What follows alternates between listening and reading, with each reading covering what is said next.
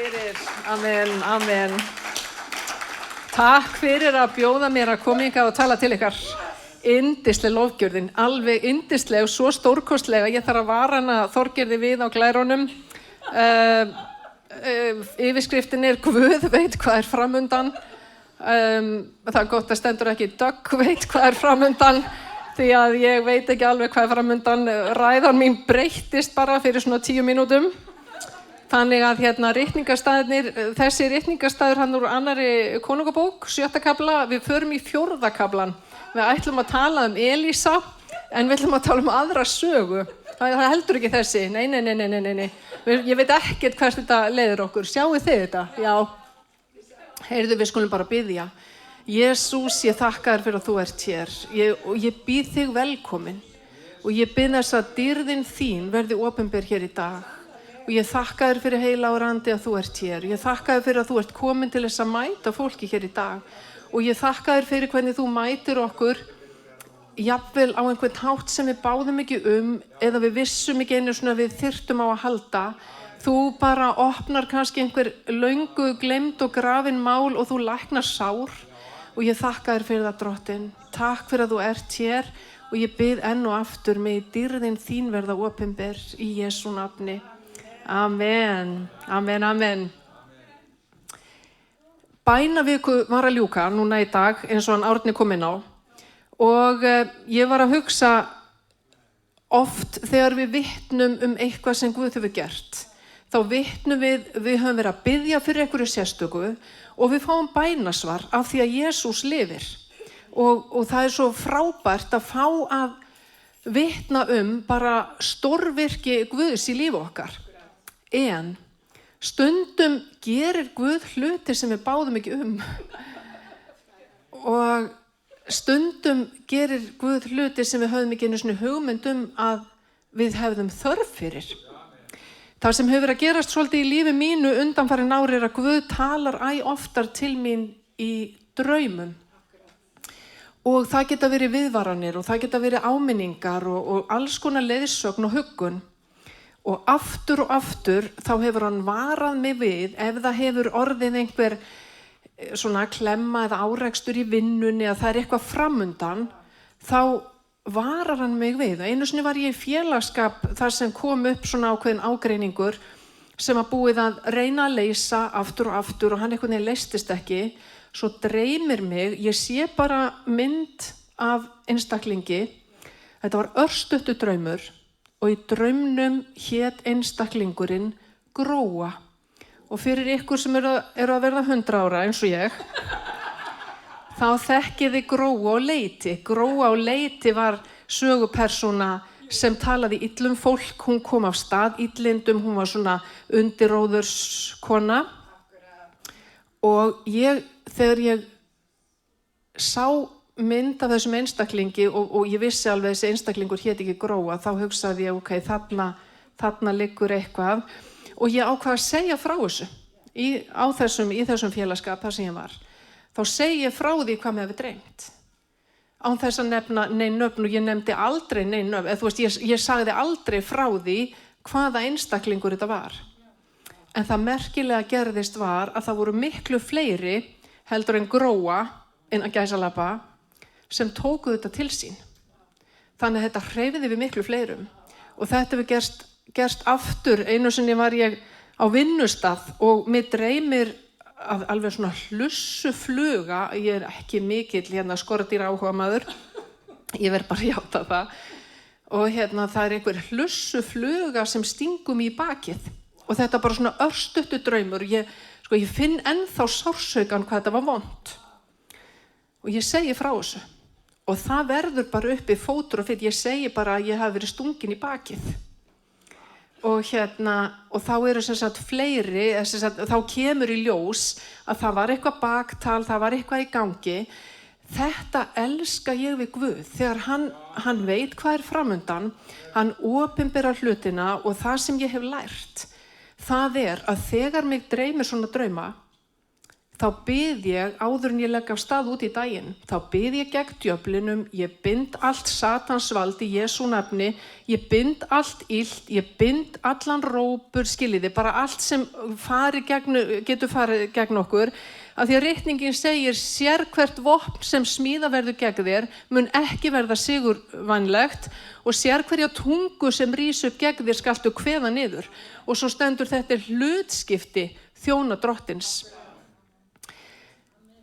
Með þetta að Guð komi stundum og geri eitthvað sem við báðum ekki þegar ég var tiltölulega nýkomin til trúar, þá var ég einu sinni á kristilegu móti og það var minni mig síðasta samkoman og bara á nokkrum bekkjum fyrir framan mig, ég var 25 ára, bara á nokkrum bekkjum fyrir framan mig situr kona með svona 10 ára gamlan strák við hliðina á sér.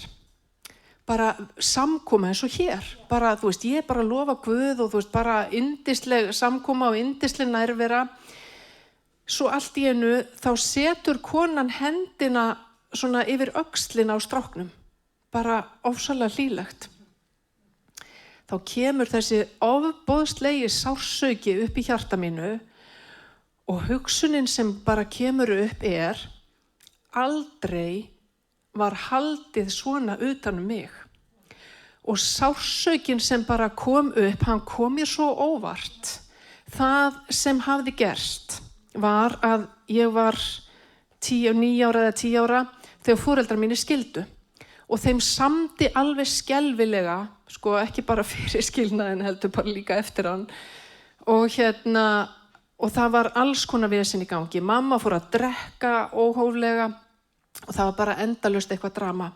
Svo gerist það þegar ég er 13 ára að ég er hjá pappa á gamlárskvöld. Þetta var yfirleitt þannig að við krakkarnir fórum til pappa á gamlárskvöld og svo vorum við alltaf komin heim til mömmu á miðnætti til þess að hún væri ekki ein á miðnætti. Pappi sem sagt giftist aftur. Og þetta kvöld, mamma var alltaf drukkin á gamlárskvöld. Þetta kvöld, þá voru einhver leiðindi eða svona leiðinleg samskipt á milli okkar áður við förum og þegar við erum hjá pappa, þá hringir mamma þangað og spyr hvort ég geti fengið að vera hjá honum nóttina. Hún vissi að ég ætla að hitta vinkonu mína og ég hugsaði með mér, vá, hún er bara drukkin, hún er í sínu rugli og hún ætlar að eyðileggja þetta. Pappi segi bara alveg velkomið, ekkert mál. En ég segi pappa frá þessu þannig að vinkonu mín bara kemur þangað og við áttum bara mjög skemmtilegt gamlárskvöld nema daginn eftir þá fór ég ekki heim. Svo kom 2. janúar og ég fór ekki heim og mér langaði ekkert að fara aftur heim og ég var hjá pappa í mánuð og mér leið bara ofboðslega vel þar nema eftir mánuð. Ég komst að því löngu seinna að foreldrar mínir hefðu rifist einhvern helling yfir því hvar ég ætti að vera og ég vissi ekkert það. Nema eftir mánuð þá hringir mamma í mig og segir, ég vissi að pappi, þau voru boðin í eitthvað boð þarna á laugardagskvöldi, þetta er á fimmtudegi sem mamma hringir í mig og segir, þú verður að koma heim. Og svo segir hún setningu sem sko braut svo hjarta mitt. Hún segir, pappi þinn vill ekki hafa þig. Og þetta særði mig svo ofboðslega djúpt og mér fannst ég svo svikin og ég var svo brotin og ég var svo hrygg. Þannig að daginn eftir þá keyrði pappi mig í skólan og ég segi bara rétt á hann, ég fer út úr bílnum, ég ætla að fara heim á morgun. Og ég gat ekki rætt máli, ég var alveg að bresta í grát og ég var svona alin upp við það að sýna ekki tilfinningar, ég bara beit á jaxlinn, þannig að ég bara segi þetta, romsa þessu út mér og svo er ég farin út úr bílnum. Og löngu seinna að þá átta ég mig á því að pappi var bara jafn brotinn og ég. Hann hafði ekki hugmynd af hverju ég vildi fara, nema ég fór. Síðan og það voru alls konar hlutir sem höfðu gerst. Þetta var svona, þessi höfnun var svona sem risti dýfst og sat dýfst. Það voru alls konar hlutir sem ég horfði upp á. Þetta fannst mér sárast. Þegar ég var 17 ára, þá ákvað ég bara, nú væri ég orðin fullorðin. og ég þekki alveg sko krakkar sem eru 12 að verða 17 en og þannig að ég í rauninni bara ákvað að foreldrar mínir hefðu bara alið mig upp eftir því viti sem þeim var gefið og ég yrði bara að fyrirgefa það. Ef ég hefði eitthvað út á það að setja þá bara yrði bara að hafa það. Og þannig að ég svona bara pakkaði öllum sáru tilfinningunum mínum djúpt ofan í hjartað og svo bara læsti ég og henti lyklinum og ég ætlaði aldrei að hugsa þetta meir. Og ég búin að læra það síðan að það eru svo ofboðslega margir sem eru að glíma við alls konar gömul sár og gamlar byrðar og svo koma bara nýjar byrðar af því að lífið heldur áfram og það er svo mikilvægt að hleypa Guði inn í þetta. Og þegar ég sit á þessu móti, 25 ára, ekki búin að hugsa þessa hluti í nokkuð mörg ár, þá kemur allt í hennu þessi ofboðslegi sársauki þegar bara kærleiksrík móðir setur hendina utan axlirnar á drengnum sínum, kemur þessi sársauki og ég hugsa að það var aldrei haldið svona utan mig. Og þarna bara rennur upp fyrir mér að ég á eitthvað óuppgert. Þarna rennur upp fyrir mér að það eitthvað sem ég verð að tala við einhvern Og ég fer og hitti konu sem var aðeins eldri en ég og konu sem ég treysti og ég fer svona að segja henni undan og ofan að þessu og hún segir komdu í heimsókn til okkar í kvöld eða annað kvöld eða eitthvað svona, við spjöllum við þig. Og ég geri það, ég heimsækja hana og ég tek einn vin minn með mér og þar fer ég í gegnum þessa sögu. Ég hafði aldrei nokkuð tíman á ævi minni grátið fyrir framan fólk, fyrir utan bara þegar ég var kannski á leikskólaaldri eða eitthvað svoleiðis. Ég var ofboðslega lokuð og ég átti bara alveg ofboðslega erfitt með að sýna tilfinningar. Og þarna fer ég í gegnum þetta, ég segi þeim, þetta eins og ég hafi tekið af mig bakpoka og ég bara sturta úr honum. Og ég læt bara allt vaða og ég grét og ég grét og ég grét og ég dauðskammaðist mín fyrir það. Og nema þau biðja fyrir mér vegna þess að sko þau gátu ekki gert neitt, þau gátu ekki komið með einhver smyrsl eða eitthvað en þau gátu beðið. Og þau biðja fyrir mér og ég fæ orð, þegar maðurinn kemur með orðin inn í kringumstæðum mínar að Guð muni bæta mér upp árin sem óvinnurinn hefur rænt og stólið, sem engisbrettur faraldurinn hefur étið. Þið vitið hvað gerist þegar engisbrettur fari yfir eitthvað grænt, það allt skilið eftir í auðin. Og ég fekk þetta orð, Guð mun bæta þér upp þessi ár, Guð mun lækna sárin. Og svo líða sennilega svona 3 mánuðir og þá allt í hennu átta ég mig á því að þegar ég lít tilbaka, þegar ég hugsa þessa atburði sem hentu mig þegar ég var barn, allt í hennu gat ég litið tilbaka án þess að finna til og án þess að klökkna, dýrð sé Guði. Og ég áttaði mig á því að það hafði eitthvað gerst, það hafði einhver lækning átt sér stað og það var ekki lækning sem ég hafði beðið Það var eitthvað sem Guð ákvað að koma inn í og ég velti fyrir mér, hér situr fullt af fólki. Hvað það mögulega í þínu lífi sem Guð myndi vilja komast inn í? Hvaða sár eru það sem þú hefur aldrei rætt við neitt? Hvað það sem hefur sært þig dýpst? Það svo mikilvægt að tala þessa hluti. Það svo mikilvægt að fara í gegnum þetta og við getum stundum haldið að þessi ábyrgð sé okkar. Þegar aðrir særa okkur, við þurfum ekki að skammast okkar fyrir það. Við höfum bara þessar tilfinningar. Einhverja hluta vegna okkur gefnar þær og við þurfum að leyfa þeim að komast út og það bara svo gott þegar maður upplifir lækninguna. Í annarri konungabók, 4. kafla, og glærumeistarinn búinn að breyta þessu yfir í 4. kafla, þar saga, það maður sem hét Elísa, hann var spámaður. Elísa var svona lærisveinn annars spámann sem hét Elía. Og Elísa elskaði táknin og undrin og nærveru Guðs í lífi Elía. Og hann þráði að fá að eignast þessar andlegu gjafir sem Elía átti. Og hann lærði af honum. Það mjög mikilvægt fyrir okkur að velja okkur fyrirmyndir. og læra af fólki sem lengra komið á göngunni heldur en við. Það gerði ég lærði af gömlum konum og konum sem bara báðu, þær prédikuðu aldrei, þú veist þetta, þær voru ekki áberandi en þær þekktu drottin og þær þekktu vald bænarinnar. Og það svo mikilvægt, allavega í annarri konungabók, já, þar saga Elísa. Þegar þessi saga gerist að þá Elía farin til himins og einhverjum tímapunkti þá segir Elísa við Elía, mér langar svo að eignast 2 hluti af andagiftinni þinni, mér langar að eiga það sem þú átt. Og Elía segir við hann, ef þú sérð þegar ég fer til himins, þá eignast þetta, annars ekki. Og Elísa, andlegt hungur Elísa var svo mikið að hann fylgdi Elía eftir hvert sem hann fór. Og þegar Elía sagði, nú ætla ég að fara til Betel eða nú ætla ég að fara þangað eða hingað, býttu bara eða vertu bara kjur, þá sagði Elísa bara nei, ég fer með þér, það sama hvert þú ferð, það eitt svona sjálflímandi, bara sama hvert þú ferð, ég kem með, þetta svona viðhengi. Og þannig að það endar með því að hann sér hann fara til himins og hann var svo brotinn og skikkjan af Elía hafði fallið af honum þegar hann fer, sem sagt þetta eini maðurinn sem Biblían segir að hafi ekki dáið.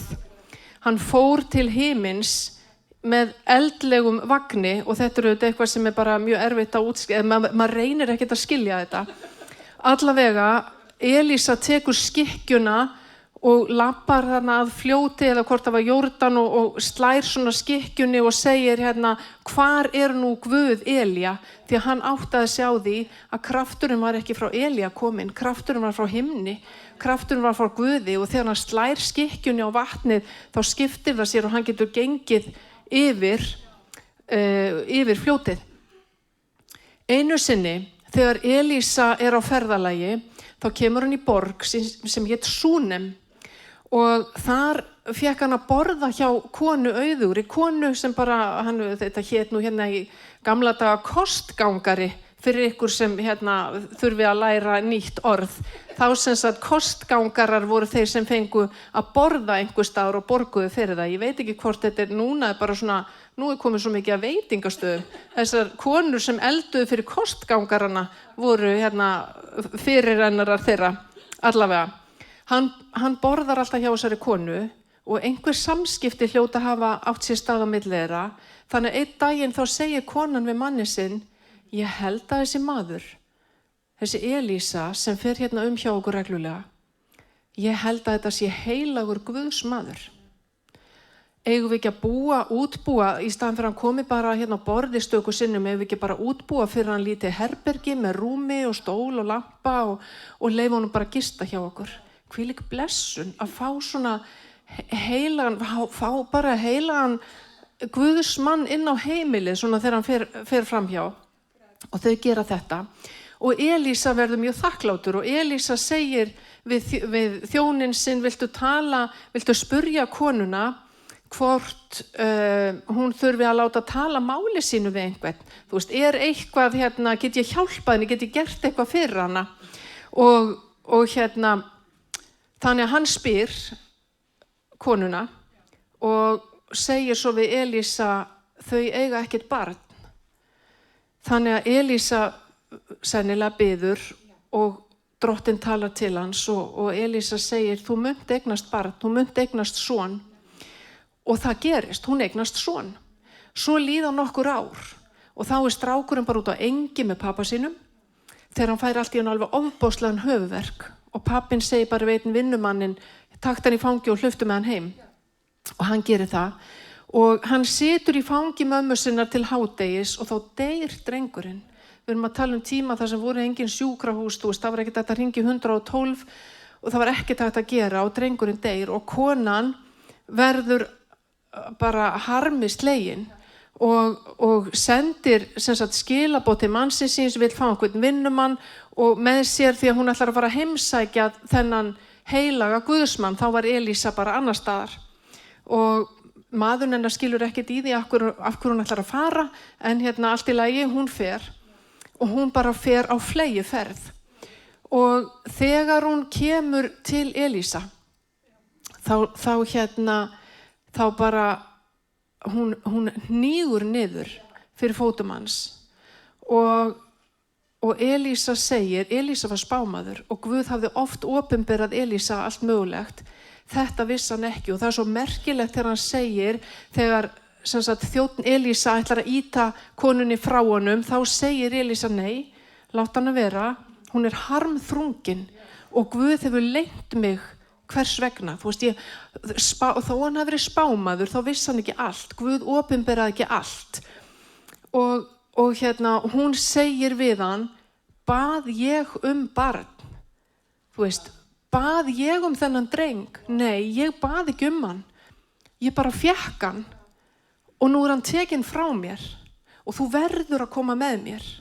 Og hún hafði trú á því að Guð Elísa gæti læknað drengin og lífgaðan við. Það þurfti kraftaverk og það þurfti trú. Og Elísa ætlar fyrst bara að senda þjónin og hún segir bara nei, ég fer ekki nema að koma með mér. Þú bara kemur með mér. Þannig að Elísa sendir þjónin og undan með stafinn hans Elísa. Veit ekki, ég sé þetta alltaf fyrir mig bara svona með eitthvað prik. Og þegar þjónninn kemur, þar sem drengurinn lá, þá leggur hann stafinn yfir drenginn og það gerist ekki neitt. Og sem betur fyrir var Elísa á leiðinni. Þannig að þegar Elísa kemur, þá hafði hún lagt drenginn upp í rúmið hans Elísa. Og Elísa kemur og Elísa leggst ofan á barnið. Ég veit ekki hvort Elísa var bara léttur, en og barnið svolítið, já nei, ég segi svona, ég ætla ekki að fara snútur þessari vitleysu, ekki vitleysu, en hann leggst ofan á hann og það ekkert lífsmark. Það stundum sagt þetta hafi verið fyrsta skipti sem lífi var blásið í einhvern sem var dáinn. Allavega, það gerist ekki neitt, þannig að hann lappar einn hring húsið og kemur aftur og þá hnerrar strákurinn sjösunum og hann lifnar við. Og móðirinn fær drenginn lifandi. Kannski einhver hér í dag sem á drauma eða draum sem hefur dáið. Kannski áttu þeir draum sem þú meira sér baðst ekki einhverja löngun eða eitthvað sem bara þér var gefið. Og svo það dáið eða það horfið, það farið og þér finnst þú vera rænd eða rændur. Og sviftur þessu sem þú baðst ekki einu sinni en þú finnur til út af því. Jesús hér. Jesús gerir ennþá kraftaverk. Jesús læknar, Jesús leysir. Og Jesús þekkir hjartasárin þín og hjartasárin mín. Bara rétt eins og þegar hann kom til mín, þegar ég var að stíga mín fyrstu skref. Og ég gerði mér enga grein fyrir því að ég þyrfti á einhverju lækningu að halda.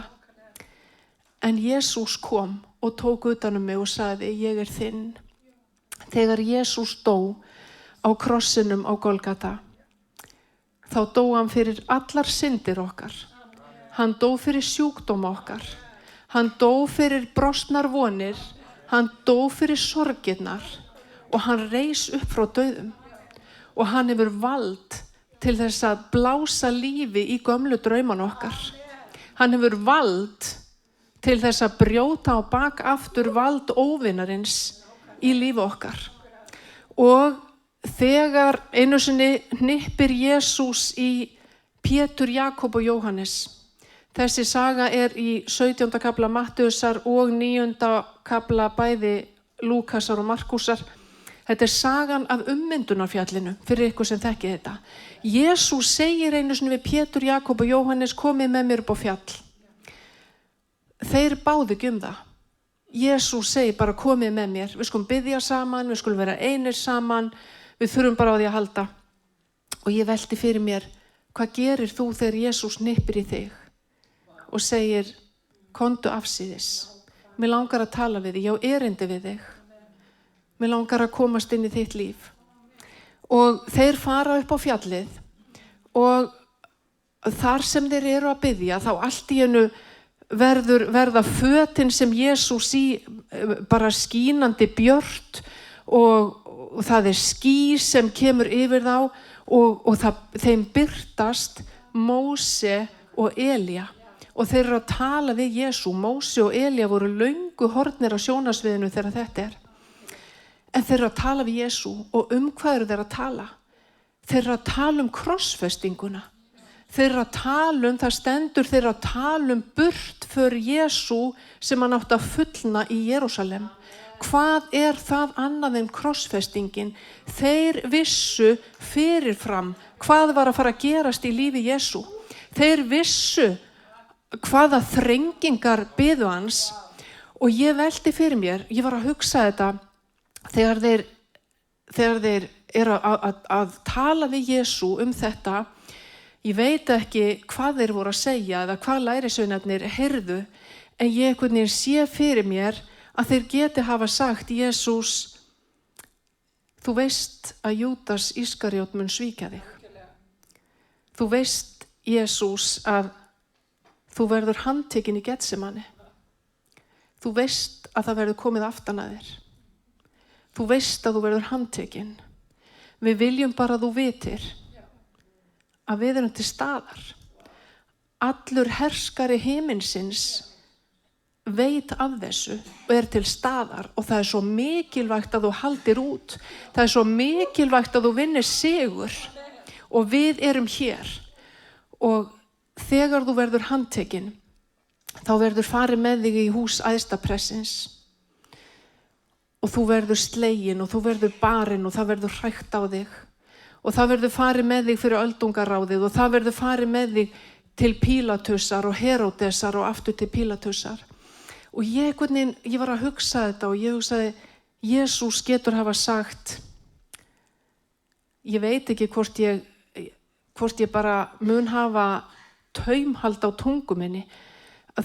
Ef þeir hafa sagt þegar þú ferð fyrir Heródes, hann mun lítillækka þig, hann mun gera lítið úr þér, hann mun hæða þig, hann mun brjóta þig niður og ég sé fyrir mér að Jesús hafi sagt, ég veit ekki hreinlega hvort ég treysti mér til þess að svara honum og þá geta þær hafa sagt, ef þú treystir þér ekki til þess þá skaltu bara þegja. Stundum betra að þegja heldur en að byrja að tala af því að stundum getur verið svo erfitt að stoppa sig. Sérstaklega þegar mann misboðið. Og ég sé einhvern veginn fyrir mér að þeir hafi sagt: Jesús, þú veist að þú verður húðstrýktur.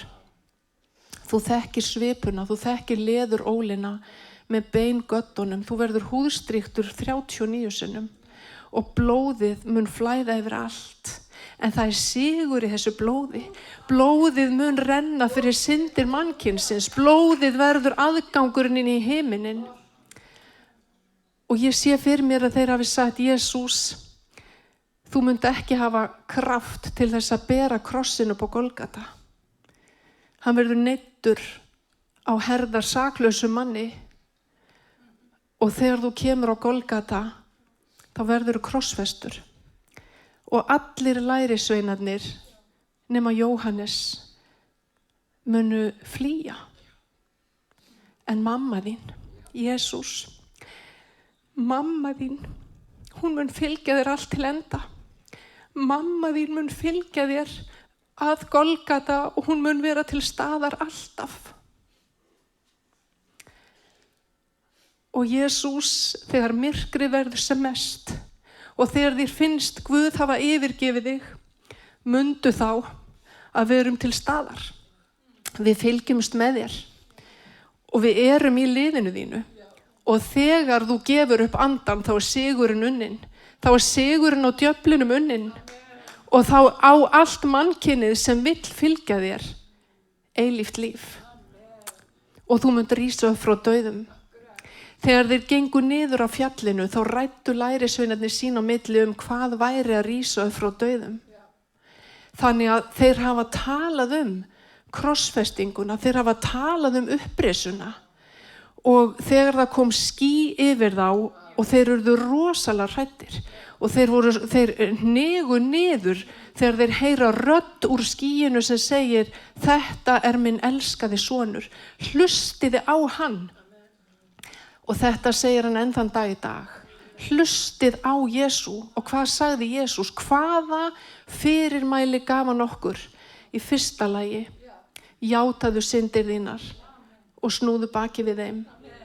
Í öðru lagi, haltu þínu striki. Haltu vökuðinni þegar þú hefur komist inn á þennan veg. Vakið og biðjið svo þið fallið ekki í freistni. Hann gaf okkur ein fyrirmæli. Vakið. Vakið. Jesús hér í dag. Blóð Jesú Krists hreinsar okkur af öllu ranglæti, af allri synd. Það sigur í þessu blóði. Þegar hann var húðstrýktur og blóðið fór út allt, þegar hann var krossfestur, þegar Jósef frá Arimaþeu og Nikodemus tók hann niður af krossinum, hversu útataðir haldið þið ekki að þeir hafi verið í blóði Jesú Krists? Þeir voru huldir blóðinu og það erum við líka. Við sem höfum boðið Jesú inn í hjarta okkar, við sem höfum þegið fyrirgefninguna sem við eigum í blóðinu, við eigum sigurinn. Mér langar að biðja ykkur að rísa á fætur. Ég þakka þér fyrir Jesús að þú ert hér. Ég þakka þér fyrir Jesús að þú gafst þetta orð fyrir þessa stund. Ég þakka þér fyrir að þú ert lifandi Guð. Og nú bið ég Jesús minn fyrir öllum sem hér eru inni og öllum sem eru að horfa á þessa útsendingu. Jesús, þessi hlutir sem þú vilt komast inn í, sem við kannski höfum ekki beðið þig Allt þetta, Drottinn minn, sem við þurfum einhvern veginn að skilja eftir við krossin og bara ganga frjáls í burtu. Viltu hjálpa okkur til þess? Ég bið fyrir þeim sem bera þungar byrðar hér í dag. Ég bið fyrir þeim sem hafa verið særðir. Ég bið fyrir þeim sem eru sorgmætir.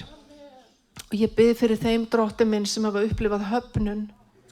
Ég bið Jesús að þú komir sjálfur inn í hjarta þeirra. Og ég bið að þú gerir fyrir allt þetta fólk það sama þú gerði fyrir mig. Ég þakka þér fyrir þú læknaðir sárin mín. Þú gafst mér ekki bara trú á þig og þú hefur ekki bara leyft mér að fylgja þér öll þessi ár. Þú hefur líka gert mig heila. Þú hefur læknað sárin mín og ég þakka þér fyrir það. Og nú biði þig Jesús að þú læknir sár hér í dag. Viltu rétt út höndina og lækna þá sem þurfa á lækningu að halda. Og leysa þá sem bera þungar byrðar.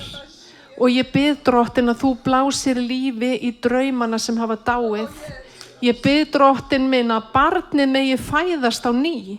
Ég bið Drottinn minn að þeir sem hafa verið eins og þungaðir af einhverju hugsjón, en hugsjónin hefur dáið. Ég bið Drottinn að þú endurlífgir hugsjónina eins og þú endurlífgaðir drenginn sem konan frá Súnem átti. Þú gefur nýja stefnu, þú gefur nýja von, þú gefur nýtt líf og ég þakka þér fyrir að sama í gegnum hvað við förum, þá ert þú alltaf til staðar. Og opnaðu augu okkar þannig að við megum sjá að þeir eru fleiri sem eru með okkur í liði heldur en þeir sem eru í liði óvinarins. Ég þakka þér Drottinn fyrir söguna af Elísa og hvernig fjallið var þakið af eldlegum hestum og vögnum.